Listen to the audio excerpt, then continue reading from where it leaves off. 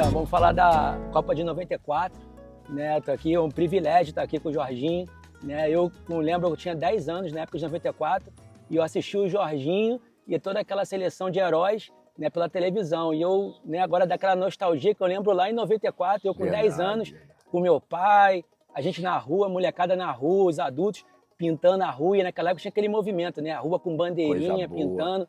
E agora eu fui lá no quintal do meu pai, aquela televisão grandona, quadradona, e a gente lá sentado com a minha avó, minhas irmãs, meus tios, aquela brincadeira, aquela zoação e aquela alegria, né, de ver a seleção. Foi a que mais me marcou. Eu vi o Brasil ser campeão em 2002 também, mas em 94 acho que eu já estava com 10 anos, entendendo de futebol, sonhando em ser um jogador de futebol. Que legal. Então me marcou muito. E aí nesse lugar eu até queria ver com você. Quando que você sonhou ser um jogador de futebol? Abel, uma honra estar aqui com você, bater nesse papo. Isso é muito bom a gente relembrar, porque todo brasileiro tem uma história, né? Onde estava quando o Brasil foi campeão do mundo? E eu lembro que em 70 eu ouvi o Brasil sendo campeão do mundo. Eu pensei que eu não tinha televisão. Meu irmão, depois de alguns anos, falou: não, nosso pai era técnico de televisão, a gente tinha televisão, preto e branco, mas você quis ir pra rua porque tava uma bagunça, gente pra caramba, então lotado de gente. Eu falei, eu quero estar no meio da muvuca, eu com 6 anos de idade. E quando o Brasil foi campeão, ali me deu um pensamento assim, eu vou ser jogador de futebol. Eu via meus irmãos jogando, meu irmão Jaime, que é um grande amigo, ele jogava muito bem, o Zé nem tanto, mas o Jaime jogava muito. O apelido dele, por exemplo, era Tostão, quando a gente mudou para Guadalupe. Isso aconteceu em Cascadura. E naquele momento eu pensei em ser um jogador de futebol. Eu sei que muitos anos depois o Skank escreveu uma música. Quem não sonhou em ser um jogador de futebol? Você sonhou, hoje você é um grande empresário, um grande empreendedor. Mas eu sonhei naquela oportunidade e isso virou um propósito, sabe, Abel? Virou um propósito de vida para mim que marcou a minha vida, porque tudo que eu fazia, eu pensava realmente, eu quero fazer para ser um jogador de futebol. Então começou com o Brasil sendo tricampeão do mundo, com aquela seleção fantástica lá, com Pelé, Rivelino e companhia. Verdade, né? Muita emoção mesmo. Você falou do Skank, eu lembrava mesmo, as posições, aquela música marcou, né? E a gente vê, né, os heróis da Copa, tudo mais, 94, como marcou, mas o que ninguém sabe, como é que era o vestiário? O que era aquela tensão de vestiário, resenha de vestiário? O que você viveu naqueles bastidores, né, do vestiário de uma Copa do Mundo? Foi essa a primeira Copa? Não, foi a segunda Copa. Então, isso é que é importante, porque não tem como a gente não ligar uma Copa com a outra. Porque tem muitas coisas, assim, foi muito diferente, mas muitos traumas vieram de 90. Então, o vestiário era sempre tenso, sempre de muita cobrança, de seriedade, porque eu posso até fazer um paralelo para você de 90 para 94. Em 90 nós cometemos alguns erros, que também cometemos em 94, não os mesmos, mas que a gente aprendeu muito e foi muito doloroso, porque a gente foi eliminado para a Argentina, nosso maior rival aqui na América do Sul, nas oitavas de final. Isso foi muito difícil, eu chorava igual uma criança. Então, não tem como não fazer um paralelo, porque a gente cometeu alguns erros. Por exemplo, a gente discutir sobre premiação dentro da Copa do Mundo. A gente decidir sistema de jogo, se ia jogar com 3 zagueiros ou com 3 atacantes dentro da Copa do Mundo. A gente permitir com que famílias, amigos, inclusive empresários, entrassem dentro do nosso ambiente de trabalho.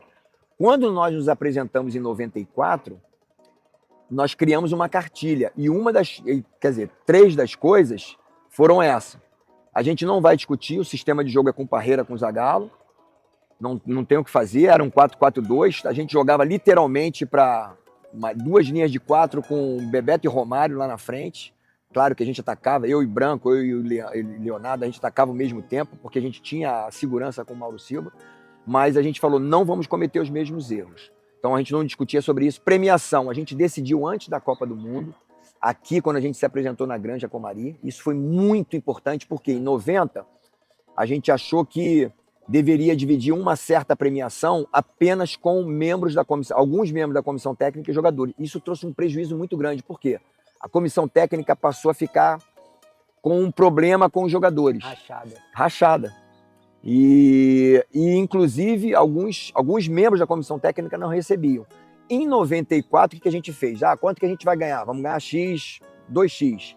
Não, a gente não quer ganhar 2x, vamos ganhar X porque a gente vai dividir do roupeiro Legal. ao chefe da delegação o mesmo valor. Então legal. isso, você imagina o massagista, o roupeiro, cara, os caras ficaram felizes É. da vida, era um sorrisão desse tamanho, porque ele ia receber a mesma coisa do que o Romário, que foi o cara da Copa, que foi o cara escolhido melhor da Copa, né? Ele falou que o cara da Copa foi todo mundo, mas na realidade ele foi escolhido melhor da Copa. Então, assim, a gente eliminou isso. E não deixou com que nem família, nem imprensa, nem empresários entrassem no nosso ambiente de trabalho. Isso trouxe uma leveza muito grande e caminhou naturalmente para a conquista. Caramba, muito legal, porque jogador, né, claro, a gente está assistindo ali o campo, mas tem os bastidores, né? O que seria de você, talvez, chegar após um jogo se não tivesse um massagista para soltar a tua perna? É isso aí. Então, o teu desempenho, às vezes aquele cruzamento dependia de muitos funcionou, profissionais. porque né? o profissional está te soltando, e isso é muito legal, porque é um conjunto, é um time, né? O time não é só os 11, os 22, tá ali, tudo mais, mas é todo o elenco, né? Verdade. E assim, mas no vestiário, teve alguém que, assim, né, dizendo de vestiário, bastidores, fala assim, cara, esse cara foi determinante, esse cara Sim. motivava, ou era o líder, pode ser um jogador, pode ser o roupeiro, pode ser a comissão técnica, mas assim, alguém que você lembra, assim, cara, esse fazia diferença. Ricardo Rocha, disparado. Porque o Ricardo, ele machucou no primeiro jogo contra a Rússia. E ele ficou basicamente se recuperando até o último jogo. No último jogo ele tinha todas as condições de jogar, mas ele acabou não entrando. Não precisou também para isso, que os zagueiros estavam muito bem, tanto o Aldair quanto o Márcio Santos. Mas o Ricardo, ele realmente foi muito importante, Abel, porque, cara, esse cara, além de ser muito extrovertido, contando piadas, deixando a gente rir o tempo todo, ele trazia a gente a um compromisso. Ele chamava a atenção da gente e outra, ele sabia de alguma situação, por exemplo, o Romário. A gente sabia que o Romário tinha que ser tratado de uma forma muito inteligente, né? Então o Romário gostava de dar umas escapadinhas, então ele dava uma escapadinha dele, mas com acompanhamento. O nosso segurança ia junto dele. Então até isso o grupo todo sabia, a comissão técnica sabia, mas a gente falou, não tem nenhum problema, o problema dele era a mulher, ele saía, essa era a realidade, ele saía, fazia o que ele tinha que fazer e retornava ali, não trazia nenhum prejuízo, não passava a noite fora, o Romário não era de beber, não era de fumar. Então, até nisso, o Ricardo Rocha pegava pesado baixinho, a gente precisa de você, a gente precisa do Bebeto, a gente precisa de cada um jogador, a importância que tem e tal.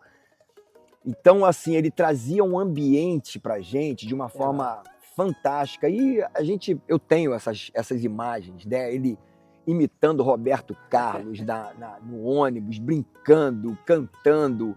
E esse cara realmente ele trouxe uma atmosfera diferente, assim, muito positiva. Além de muita alegria, ao mesmo tempo cobrando, ele trouxe assim um ambiente muito bom que a gente chama. Ele ganhou o vestiário.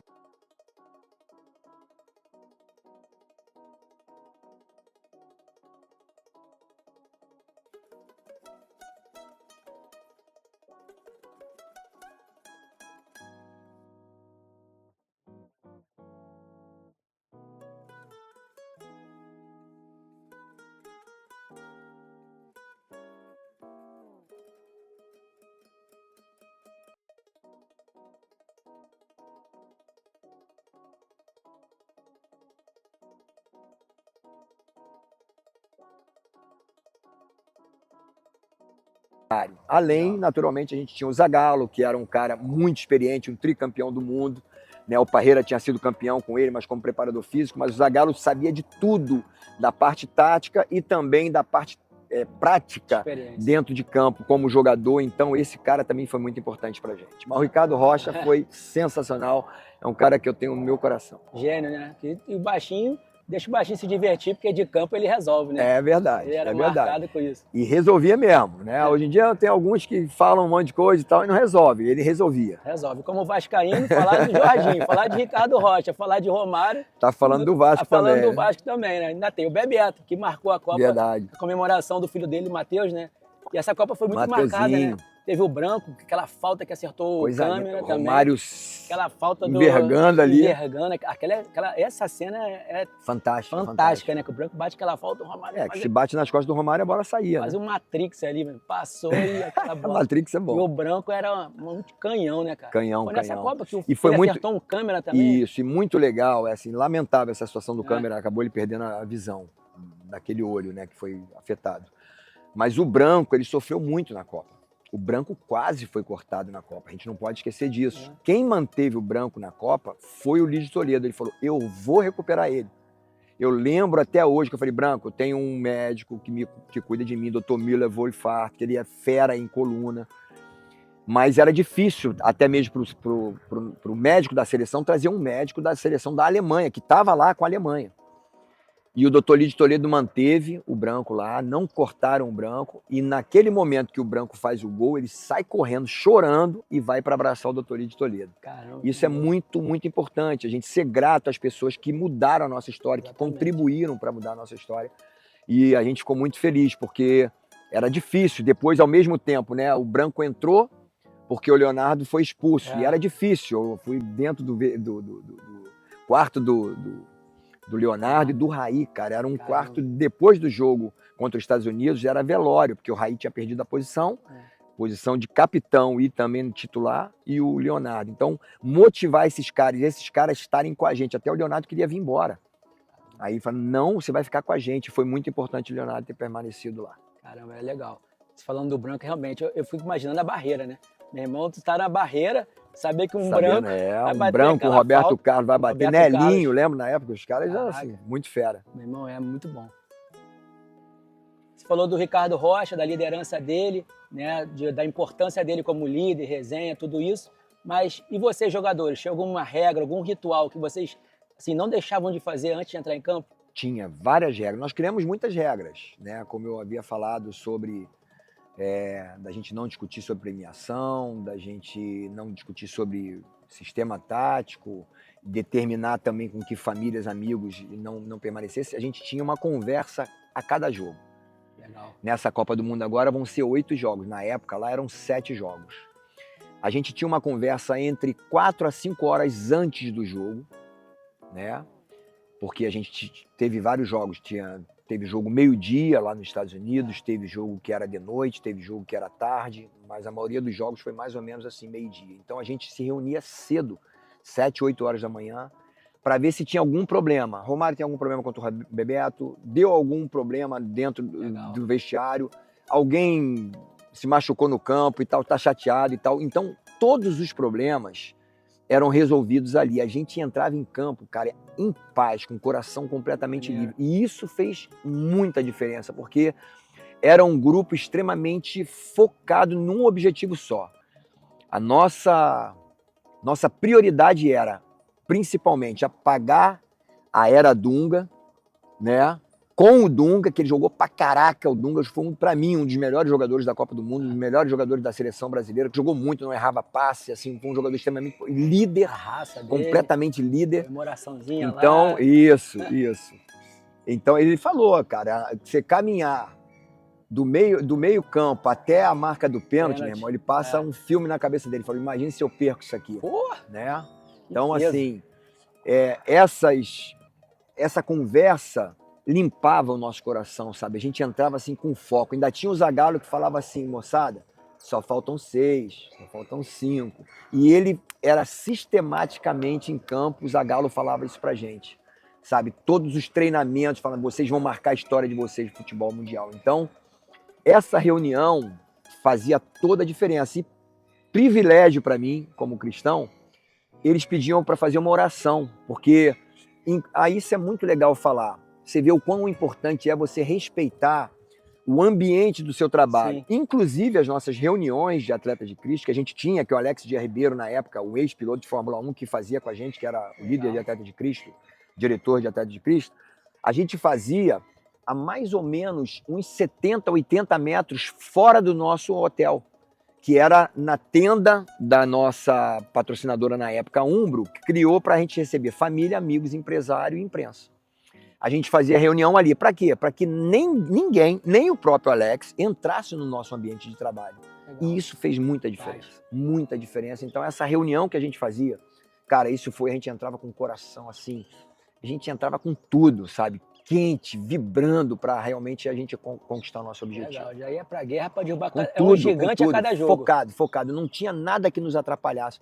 A gente tinha o privilégio, hoje nós temos mídias sociais, é muito bom a gente usar isso, Instagram, Facebook, TikTok, mas na época a gente não tinha, então a gente conseguia bloquear o que vinha de fita, que passa aqui os gols do Fantástico, não queremos ver, nós queremos só o que está aqui, só focar num objetivo principal que é a Copa do Mundo. Mas acho legal, você falar isso assim, como torcedor, né, você vê que esse espírito veio para a nação brasileira, né, que a gente estava junto com a seleção, era cada jogo, você ia aquela vontade, aquela vibração, você via entrega do time em campo, né, e assim, a emoção que eu tinha em casa era essa também, né, falando, caraca, a gente sabia que cada jogo era uma guerra, eu lembro Brasil e Holanda, né, foi pros pênaltis, Brasil e Holanda, rapaz, ali era Galvão Bueno, já não, esse não foi pros pênaltis. Foi Brasil e Holanda. Brasil e Holanda não, foi só a final. Foi a final, foi dos pênaltis. Foi a final, porque o Brasil e Holanda foi para os pênaltis em 98.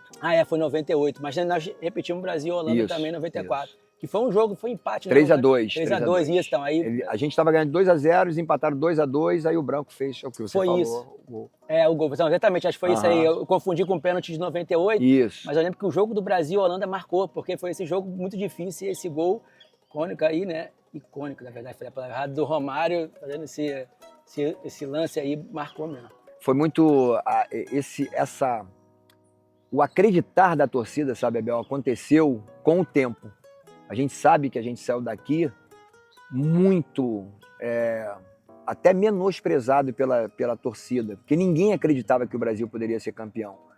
Acreditava que era uma seleção mediana, uma seleção que não tinha brilho, que dependia muito do Romário, ao ponto, por exemplo, né, o Romário ele foi convocado na última partida das eliminatórias, que foi contra o Uruguai, quando ele fez 2 golaços ali. É claro que a gente precisava do Romário, assim como a gente precisava do Bebeto, né? Mas a gente saiu daqui muito desacreditado. E a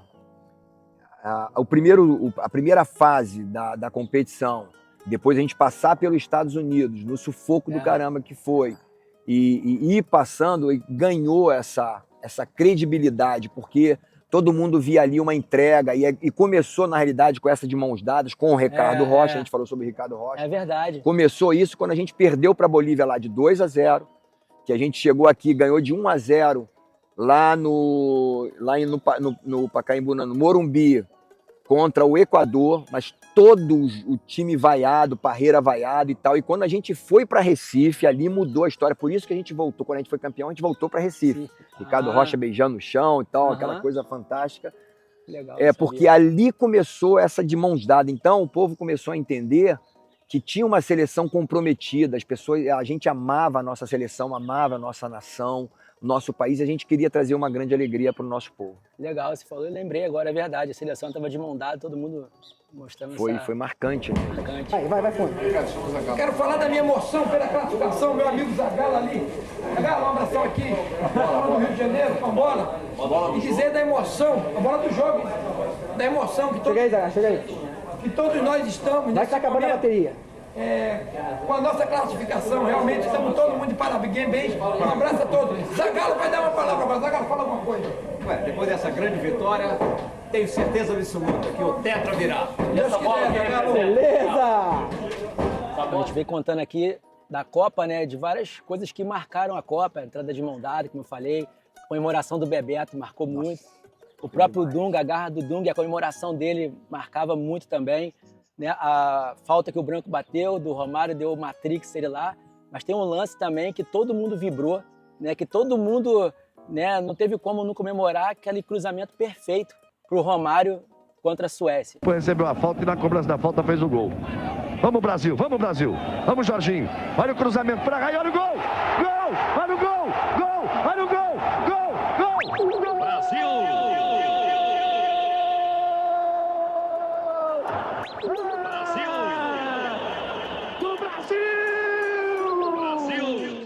Eu queria que você falasse um pouquinho aí, foi treino, foi...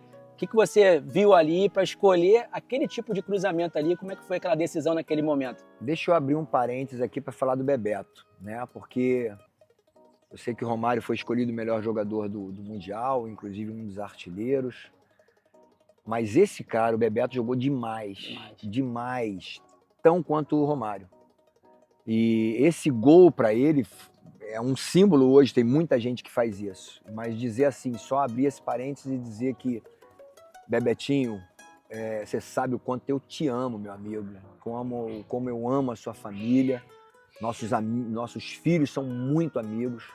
E você contribuiu demais para tudo que aconteceu na minha carreira. Porque a gente jogou junto no Flamengo, você nem olhava, você simplesmente já sabia que eu estava passando em velocidade, você só fazia assim, ó. Vai. Ela toque aqui, no lance do gol, quem pega na bola é o Bebeto.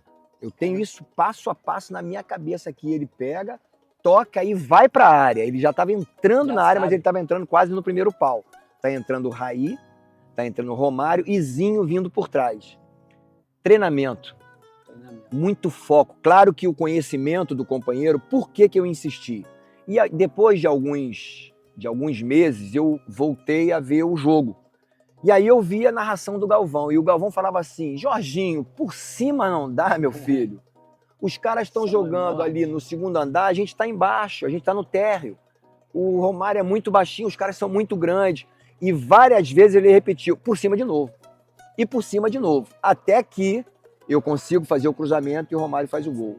E eu quero dizer, né, eu tenho um carinho especial pelo Galvão, ele me acompanhou desde o início da minha carreira, né, campeão sul-americano e mundial, ele que narrou, né, a gente lá na Bolívia e no México, então eu tenho um carinho muito especial por ele, mas eu tenho certeza, você estava errado, por cima dava. E ele falando, depois na narração, ele fala assim, saiu por onde ninguém esperava. E assim, eu esperava, entendeu, Abel? Eu esperava, sinceramente, por isso, por que eu esperava? Porque eu treinei muitos anos, foram muitos anos de treinamento o tempo todo. Eu lembro que eu tinha 16 para 17 anos de idade, eu pedi meu preparador físico, que eu gostaria muito de encontrá-lo se ele estiver vivo, né? Mas nunca mais encontrei o Paulo. Paulo, mas eu não sei o sobrenome dele. Ele estava se formando em educação física ainda na faculdade Gama Filho. E eu falei, Paulo, eu quero ser um grande lateral, eu tenho que cruzar muito bem, quero ter um excelente condicionamento físico. E eu fui quase que desafiado para isso. Quando eu estava no Flamengo, o Leandro falou assim, a gente estava na fisioterapia, o Leandro falou assim, o filho dele tinha 2 aninhos de idade, brincando comigo. Sabe quando o Jorginho vai jogar igual o papai? Aí eu olhei para ele assim, sério, ele falou assim, nunca. Aí eu gelei. E aí ele falou assim, Jorginho, tu tá jogando pra caraca, mas vou ser sincero, ter a minha habilidade vai ser difícil pra caraca. Leandro, é realmente difícil pra caraca ter a sua habilidade.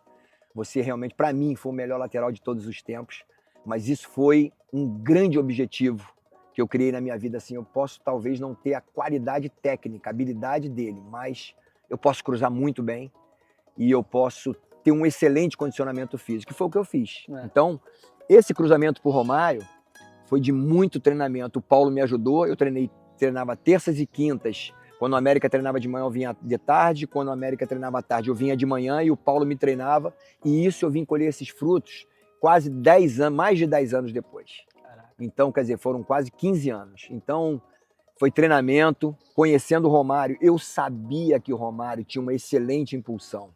Mas o Raí me ajudou demais, porque o Raí puxou no primeiro pau, ele trouxe a marcação ou a atenção dos dois jogadores.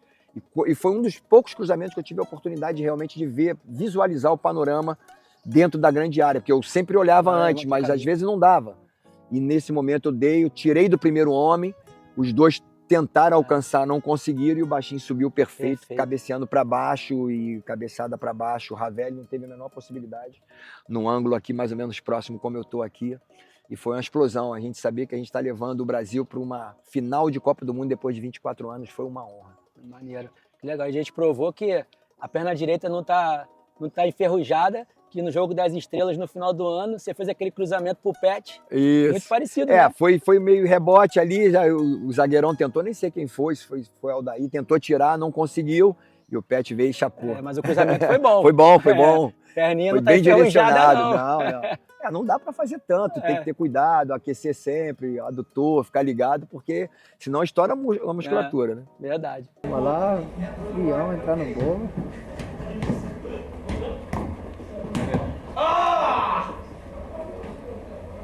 E aí, Jorginho, mas teve algum momento da Copa que vocês estavam inseguros, que você tinha se sentido inseguro?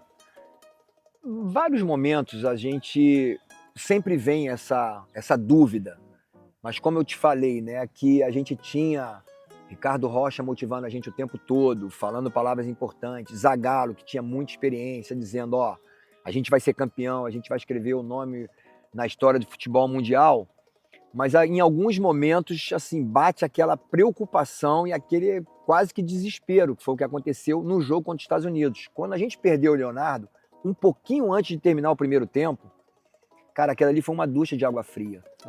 A gente chegou dentro do vestiário preocupado com essa situação, porque a gente vai, cara, como é que vai ser 4 de julho, independência dos Estados Unidos, então o único jogo que nós, até então, o único jogo que a torcida deles era maior do que a nossa, porque todos os outros jogos a nossa torcida prevalecia. E ali dentro do vestiário a gente se uniu e o Leonardo falou, triste pra caramba, chorando e tal, falou, mas rapaziada, pelo amor de Deus, me ajuda, me perdoe, me desculpa, né? Mas eu não queria fazer isso de jeito nenhum, né? A gente conhecia o Leonardo e naquele momento ali teve essa preocupação, mas foi justamente foi diferente o que aconteceu no segundo tempo. O nosso time jogou inclusive melhor do que o primeiro tempo. A gente conseguiu superar a falta do Leonardo, a gente se entregou com corpo e alma, a gente falou, não vamos sair como aconteceu contra a Argentina na Copa de 90, nas oitavas de final, a gente precisa realmente marcar o nosso nome na história do futebol mundial. E maravilhoso foi ver o passe do Romário, o gol do Bebeto e os dois se abraçando e o Bebeto falando, Bebeto, Romário, eu te amo. Isso é muito bom. E é legal lembrar uma coisa aqui, esses caras ficaram sem se falar um tempão. Verdade? Romário e Bebeto, por causa de negócio de política, ficaram sem se falar um tempão. E a gente teve os 30 anos do Tetra, 2 anos atrás. E eu literalmente forcei, botamos numa mesa redonda, me sentei, e aí falei, Bebeto, vem aqui, o Romário estava do meu lado. Ele, não, daqui a pouco eu vou aí. Eu falei, não, vem aqui agora. Aí botei os dois sentados aqui e eu ia dar uma palavra de início da nossa comemoração dos 30 anos. Aí eu falei, vocês querem falar alguma coisa? Os dois, não quero falar não. Eu falei, tá bom, beleza. Quando eu chego lá, falo e tal, o Ricardo Rocha falou, o Gilmar falou e eu falei.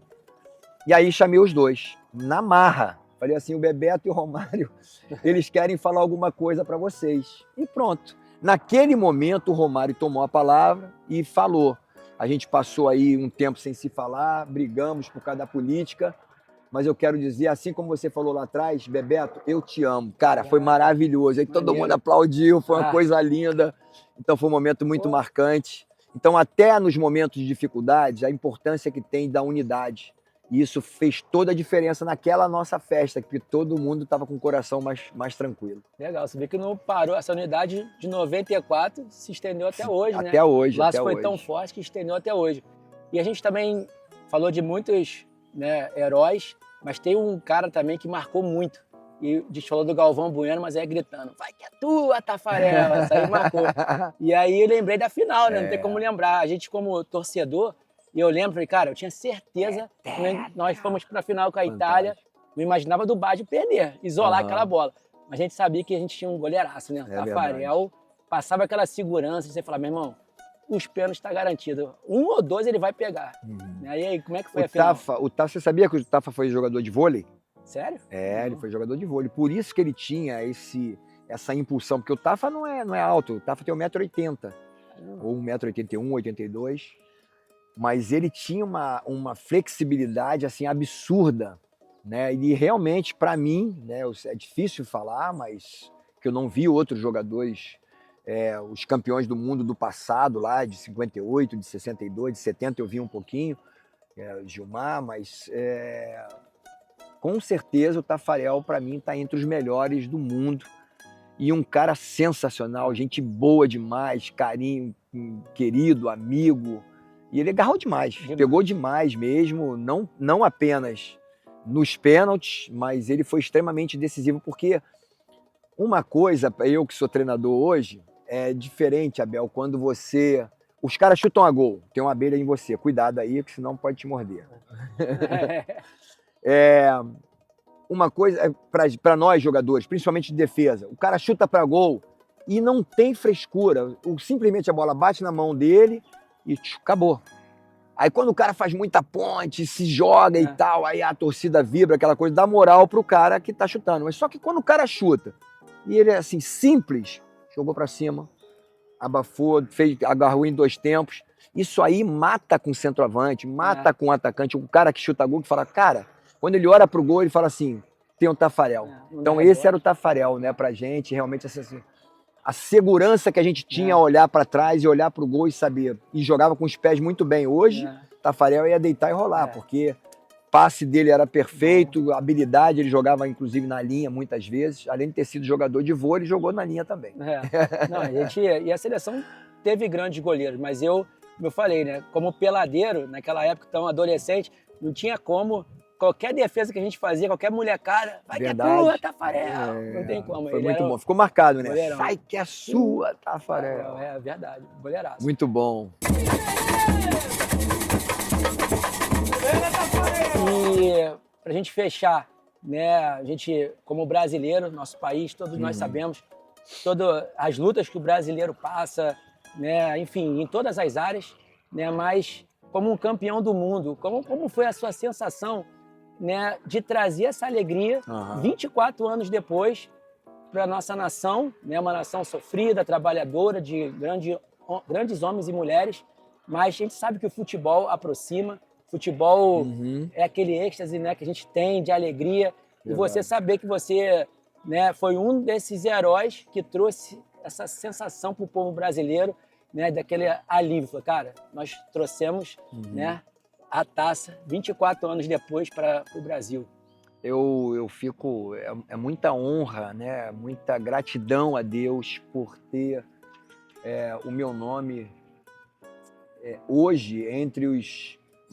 se eu não me engano, nós temos 61 brasileiros vivos. Desde os campeões bi, tri, tetra e penta. São 61, se eu não me engano, vivos. E saber que o meu nome está para sempre marcado na história do futebol mundial, isso é motivo de grande alegria, de grande gratidão. Gratidão a Deus em primeiro lugar, gratidão à minha família, gratidão às pessoas, como o Paulo que me ajudou, como o seu Djalma, o meu primeiro treinador, como o Edu. Eu me emociono falar do Edu porque eu ia ser mandado embora em 82. E ele me deu a oportunidade de mostrar o meu potencial. Ele falou, não vou mandar embora ninguém e eu quero saber, eu quero ver vocês treinando. Então, essa atitude dele, de sabedoria, de um ex-atleta, de um cara que sabia da luta daqueles meninos de comunidade que estavam ali, mudou a minha história. E aí eu chegar a ser campeão do mundo e no ano seguinte ter o Edu como meu treinador de novo, que eu tive ele como meu treinador no América, na Sub-20, depois ele subiu profissional, você vê, né? Em 82 já ia ser mandado embora. Em janeiro de 82. O Edu me manteve. Mais ou menos em junho de 82, eu subo para... Não, subo profissional. Passa a ser titular da Sub-20, quando eu era o segundo reserva da lateral direita e o segundo reserva da lateral esquerda. 2 subiram, Donato, que você conhece bem, e Marco Antônio, não tão conhecido assim. Os 2 subiram profissional e eu fiquei como reserva imediato.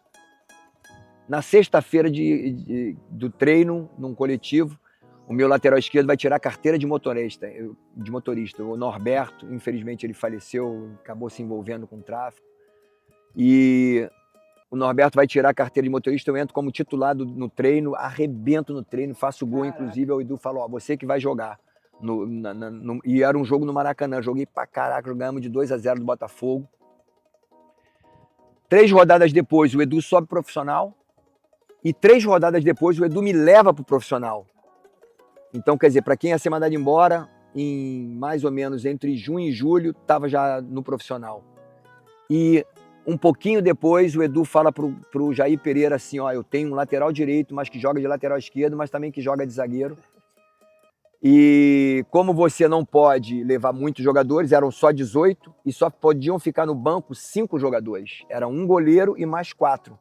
Antigamente era assim. Hoje em dia pode ficar 23 jogadores, né? São 12 no banco. Inclusive eles botam 2 goleiros. Então você ter um cara que joga de lateral direito, lateral esquerdo e joga de zagueiro, facilita muito.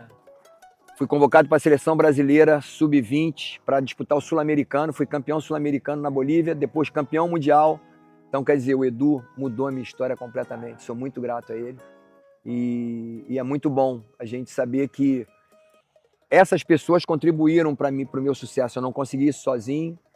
E eu sou muito grato a eles e é muito bom, é muito bom. Quando eu passo na rua, Bel, quando eu vou no shopping, eu tô na praia, às vezes uma criança, se for vascaíno, me conhece mais porque eu passei nos últimos anos 3 vezes como treinador do Vasco. Mas se não for, não me conhece. Mas o pai conhece e fala assim, esse cara cruzava muito. E ele é um cara assim muito, muito sério, muito correto. Isso é maravilhoso, é maravilhoso. A gente saber que a gente deixou, que eu tenho deixado um legado de seriedade, de profissionalismo, de entrega, de bons cruzamentos, né? De realmente assim, de um excelente profissional, de homem, de marido, né? De pai, de filho. É maravilhoso saber que as pessoas me respeitam e saber que o meu nome está escrito, né, cara? Para sempre na história do futebol mundial, como está aqui. Né, aqui você talvez aí vocês possam ver, se não vê, mas está escrito aqui FIFA. Eu recebi isso aqui faz uns 2, 3 meses da FIFA, mas aqui atrás está Jorginho, 1994. Então, vou botar para cá, talvez ali está mais pertinho, talvez consiga ver. Isso aqui é um privilégio. Só tem esse troféu aqui. A FIFA não faz uma réplica idêntica ao troféu. Então, o peso é esse, mais ou menos, aí de 6 a 7 quilos. Pesado. Mas o tamanho da original é maior e não tem essa base. Então, isso aqui é só para quem é campeão do mundo.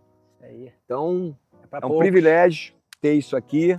Graças a Deus, eu sou um dos poucos privilegiados e uma honra poder participar dessa história maravilhosa que foi 94. Hoje, como você mesmo falou, nós somos amigos, a gente se ama, a gente se respeita. E é maravilhoso ter meu nome escrito na história do futebol mundial. Legal, Jorginho, é top.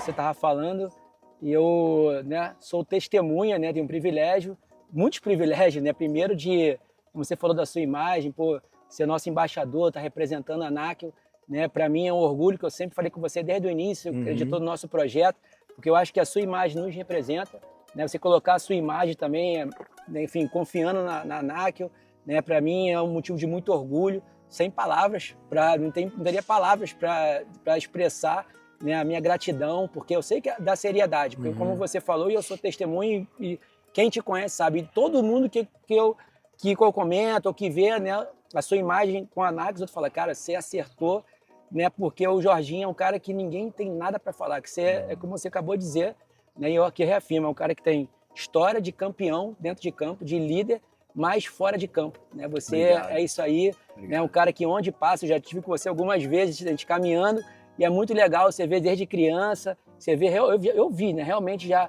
pais, fala, cara, esse aqui é o cara, né, porque eu como vascaíno, mas o flamenguista, o tricolor, o botafoguense, qualquer time, o pessoal gosta de você, pelo que você carrega, né, você não gerou essa competição, é pelo contrário, traz essa alegria, né, de quem é o Jorginho, da seriedade, né, o cara família, né, eu vejo como você como marido, como pai, como avô, né, já adotou meu filho como teu neto, já chama de vovô Jorge, né? E para mim também é um privilégio, né? Muito legal.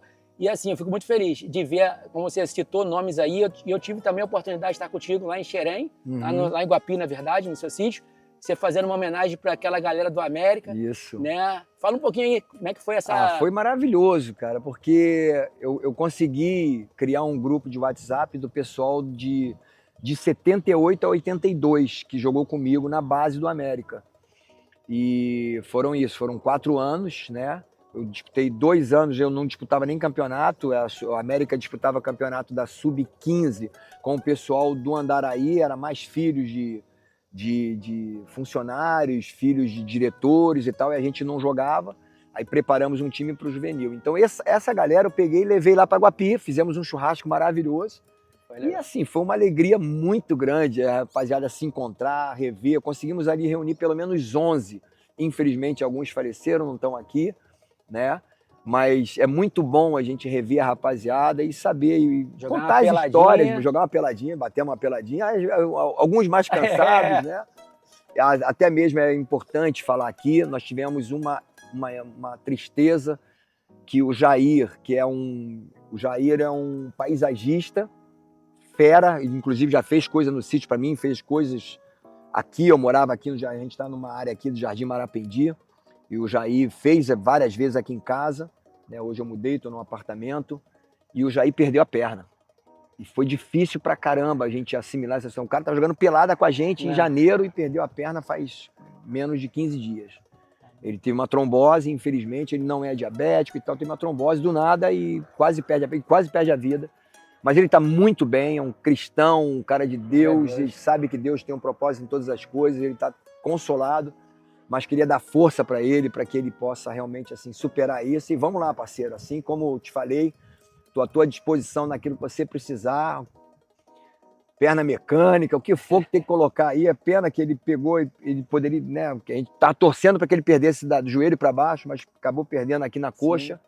Mas tem jeito e ele tá feliz da vida. Ele falou, cara, tô bem, tô vivo, então eu quero aproveitar o tempo que Deus está me dando aqui. Mas foi maravilhoso esse período lá, com a galera lá em Guapi, um momento especial e foi bom demais estar contigo. Eu fico feliz por isso, Abel, porque muita gente preza. Por exemplo, hoje a gente está vendo, né, views em Instagram, em TikTok, Facebook. As pessoas estão preocupadas em seguidores. O que eu estou preocupado é em levar uma mensagem de esperança, uma mensagem de paixão, de amor pela vida, de amor pela família, uma mensagem de profissionalismo, uma mensagem de entrega, uma mensagem de superação, porque as pessoas estão precisando disso. Tem muita gente desacreditada, muita gente com depressão. E dizer que, cara, tem jeito, você precisa buscar, naturalmente, se alguém tem depressão, tem que buscar ajuda, auxílio. Mas é isso, por que eu fui para Náquil? Porque eu te conheço, eu sei do homem que você é, da seriedade que você tem. Você é líder onde você vai, seja no teu trabalho, mas na sua igreja é assim, na liderança que você tem com as pessoas, a gente vê claramente, você toma frente das coisas. E eu não vou colocar o meu nome em qualquer coisa, né? Então, assim, pode a pessoa pensar, não é propaganda. É seriedade mesmo. Se você quer ter uma seguradora séria, uma seguradora que realmente vai te respeitar, cuidar do seu patrimônio, que é importante. Um carro é um patrimônio importantíssimo pra gente. É uma conquista, né? Uma conquista, exatamente, uma conquista, né? Eu sonhava em ter um Fusquinha, né? Hoje eu tenho um carro bem melhor do que um Fusquinha. Então, assim, você cuidar disso, você ter um seguro para isso é fundamental. Então, eu só entrei aqui porque já tive várias propostas. Eu posso citar alguma delas. Por exemplo, Copa do Mundo. Eu falei, eu recebi, posso falar aqui, eu recebi $80 mil para ser campeão do mundo em 1994. A gente receberia 130, 140. Mas a gente dividiu por igual para todo mundo. E deu $80 mil. Só que tinha uma patrocinadora ali que queria me dar, só para eu fazer assim, $300 mil. Imagina. Quase 4 vezes mais do que eu ganhei como campeão do mundo. Mas eu falei, não, a minha imagem não pode estar associada a uma bebida alcoólica. De jeito nenhum. Por quê? Porque eu sou cristão e eu não vou... Eu tive um irmão alcoólatra, eu falei, eu não quero de forma nenhuma que as pessoas se envolvam com isso. Então, e hoje em dia, por exemplo, tem as betings da vida. Já recebi uma proposta, meu irmão, de valores assim absurdos. Eu falei, não quero meu nome ligado a jogos de azar, não vai estar ligado, mas a NAC eu quero, a NAC eu quero e nós somos parceiros. Isso aí, Jorginho, só me reforça o compromisso, tem ainda mais responsabilidade de carregar tudo isso aí, não só, como a gente fala, a seriedade de lidar com nossos segurados, mas a sua imagem, pode ter certeza que a gente vai sempre honrar, representar da melhor maneira como tem que ser. Valeu, meu irmão. Isso aí. Que bom. Bom demais. Tá aí. Pronto.